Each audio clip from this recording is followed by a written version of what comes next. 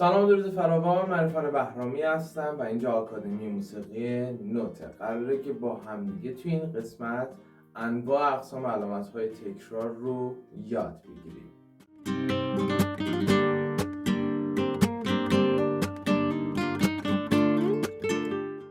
اولین سوالی که برای هر کس پیش میاد اینه که چرا از علامت تکرار توی نوت نویسی استفاده میشه. خب طبیعتا مشخصه که برای اینکه یک قطعه طولانی نشه نوت نویسیش، مثلا یک قطعه‌ای که میتونیم توی یک صفحه بنویسیم توی 3 الی 4 صفحه نشه، میایم از علامت تکرار استفاده میکنیم. علامت تکرار معمولا برای بخش‌های استفاده میشه که توی اون قطعه مرتب تکرار میشه، از اونجا میایم ما استفاده میکنیم. یا تشابه ملودیک داره اون قطعه، میایم برای اون قسمت از علامت تکرار استفاده میکنیم و دیگه دوباره نمیایم اون بخش رو بنویسیم. علامت‌های تکرار انواع و اقسام مختلفی دارن و جاهای مختلفی از اونها استفاده میشه که یکی یکی قراره توی این قسمت با هم دیگه بررسیش کنیم. قبل از اینکه بریم سراغ موضوع اصلی، ممنون میشم که حتما کانال رو سابسکرایب بکنید و این ویدیو رو لایک بکنید که بریم سراغ اصل موضوع.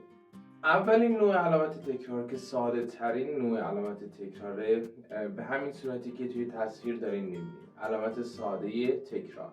این علامت برای تکرار بیش از 3 میزان استفاده میشه و ممکنه یک بخش طولانی از یک قطعه رو ما بتونیم با این علامت تکرار بکنیم.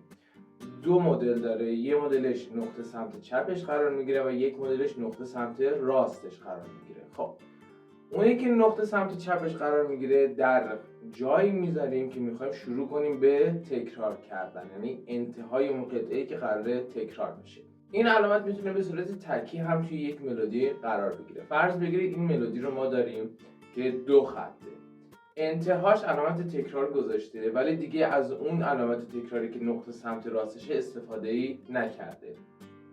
اگر فقط یکی از این علامت ها وجود داشت، یعنی اونی که نقطه سمت چپش قرار گرفته، باید برگردین از ابتدای ملودی و شروع کنین تکرار رو از اونجا زدن و دوباره برسین به این 2 نقطه. پس اگر برعکس این علامت وجود نداشت، اگر هم 20 خط زده باشیم، 100 میزان هم زده باشیم، باید برگردیم از ابتدای اون قطعه و شروع کنیم به نواختن. حالا این مدل دیگه داریم، همینطور که توی تصویر می‌بینید، اینه که ما اون 2 نقطه‌ای که سمت راست هم قرار گرفته توی قطعه‌مون داره.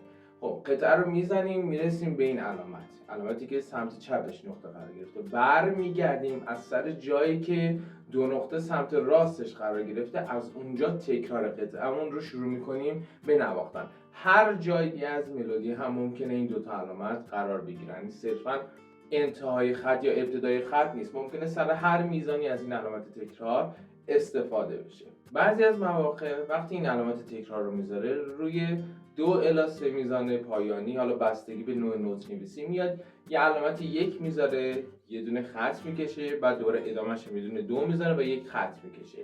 به این میگن ولت. ولت یعنی چی؟ اونی که بالاش 1 گذاشته و با خط اومده جدا کرده میشه ولت شماره 1. یعنی توی تکرار بار اول از اون باید استفاده بکنیم و اجرا بکنیم. حالا برمیگردیم از سر علامت تکرار، شروع میکنیم این قسمت رو تکرار کردن. توی بار دوم، یعنی تکرار دوم، اون قسمتی که بالاش 1 نوشته شده به طور کامل حذف میشه و به جای اون قسمت دوم یا ولت دوم رو ما اجرا میکنیم. پس یا ولت 1 یا ولت 2، ما هر دو رو پشت سر هم هیچ موقع اجرا نمی کنیم. حالا بریم سراغ علامت بعدی. این علامتی که توی تصویر داریم میبینید علامت تکرار یک میزان. یعنی چی؟ یعنی ممکنه من یک میزان رو بخوام دوباره تکرار بکنم، به جایی که بیام دوباره نوت نگاری بکنم، میام این علامت رو توی میزان بعدش میذارم، به معنی اینه که اون یک میزان رو دوباره باید تکرار بکنم. حالا اگه یه خط عمودی وسط این علامت رسم میشه، به معنی اینه که ما باید 2 میزان قبل رو تکرار بکنیم. پس اگر این خط عمودی وسطش نباشه تکرار 1 میزانه، و اگر این خط عمودی وسطش وجود داشته باشه تکرار 2 میزانه. یعنی باید برگردیم از سر 2 میزان قبل و شروع کنیم این قطعه رو نواختن. ممکنه هم با تعداد زیادی پشت سر هم بذاره، یعنی مثلا این 2 میزان رو 4 بار پشت سر هم بنویسه، آقا این 2 میزان رو باید تکرار بکنیم، که این اتفاق هم ممکنه بیفته.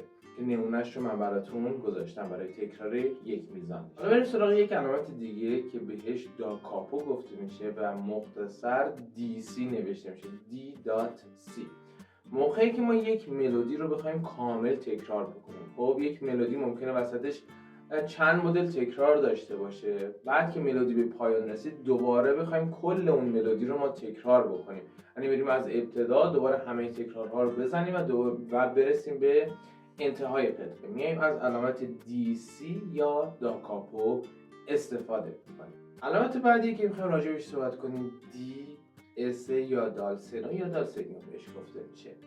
این علامت یعنی چی؟ یعنی ما به انتهای قطعه که رسیدیم، به این DS که رسیدیم، یعنی برگرد از علامتی که توی تصویر داریم می‌بینیم و از اونجا شروع کن قطعه رو زدن. این دیگه به این معنا نیست که ما بریم از اول قطعه بزنیم. ممکنه یک قطعه 20 خط باشه، از میانه های راش میگه که از این علامت شروع کن، تکرار بکن و دوباره بیا قطعه رو تا پایان بزن. یک کلمه داریم به نام کلمه فاین، یعنی پایان قطعه. معمولا پایان قطعه اون انتهای ملودی که تموم میشه، ولی بعضی از مواقع ممکنه که این کلمه رو وسط ملودی هم ما داشته باشیم. وقتی به انتهای قطعه برسیم یا D.C all fine داریم یا D.S all fine داریم. اگر DC باشه باید برگردیم از ابتدای قطعه تا کلمه فاینی که نوشته شده ما ملودی رو اجرا کنیم تا تموم بشه. ولی اگر ما کلمه DS all fine داشتیم باید برگردیم از سر علامتی که داریم، از اون علامت بزنیم تا کلمه فاین، تا قطعه ما به پایان برسه. مورد بعدی هم که داریم علامت کدا هستش که کدا هر جایی که گذاشته شده به معنی اینه که ما باید از اونجا پرش کنیم بریم به سر کدا و از اونجا شروع کنیم ملودی رو نواختن تا ملودیمون به پایان برسه. همچنین برای کدا هم ما ممکنه که DS آل کدا داشته باشیم یا DC آل کدا هم داشته باشیم که میگه برو از اون قسمت بزن، به کدا که رسیدی پرش کن و دوباره برو قسمت بعدی رو اجراش کن. این میشه کل علامت‌های تکراری که ما بهشون نیاز داریم و ممکنه که توی ملودی ما ازش استفاده بشه. چند مدل متفاوت دیگه هم هست که توی قسمت‌های تخصصی تر راجبش صحبت بکنیم. امیدوارم که این قسمت براتون کاربردی باشه و معنی و مفهوم تمامی کلمات تکرار رو متوجه شده باشید. هر جا که هستین شاد و پیروز و خرم باشید. خدا نگهدار.